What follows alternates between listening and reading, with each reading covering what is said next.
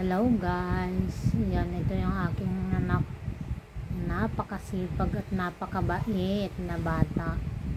Pagkagaling ng school, gagawa ng kanyang assignment. Hindi ko na kailangang turuan, siya na mismo ang nagagawa ng kanyang assignment. Walang kahirap-hirap ang mama, ganyan talaga siya.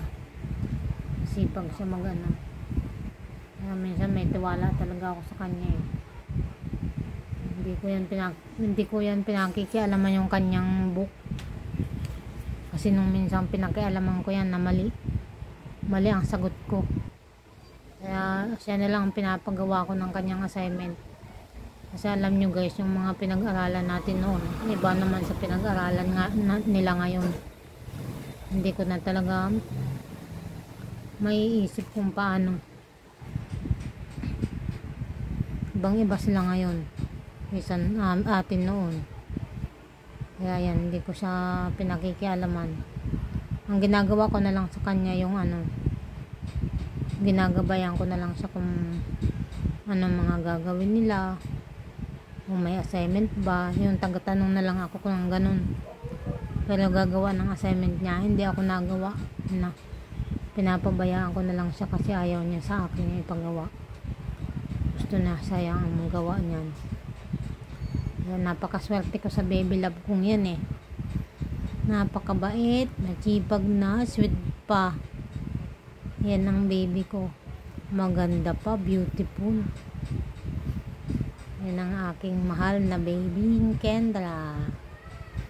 Kaya laki-laki si mama niyan. Laki-laki ang mama niya. Dahil nagkaroon ako ng maganda, mabait, matalino, ano pa ba, sweet. Lahat na yata nasa kanya. Kaya thank you ako sa Papa Lord na binigyan ako ng ganyang anak.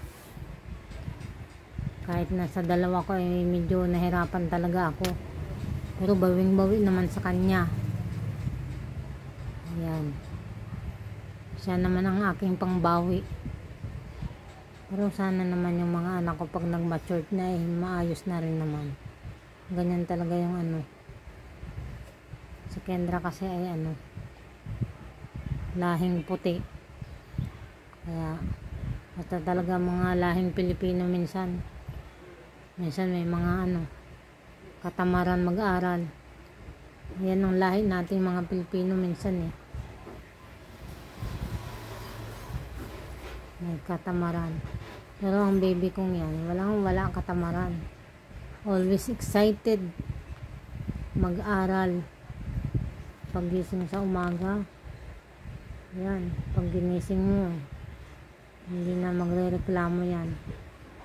Minsan lang pag talagang pagod na pagod siya. Kaya yan lang guys. Kaya thank you Lord dahil nagkaroon ako ng maganda, masipag, mabait na bata, magaling mag-aral. Yan lang po. Bye.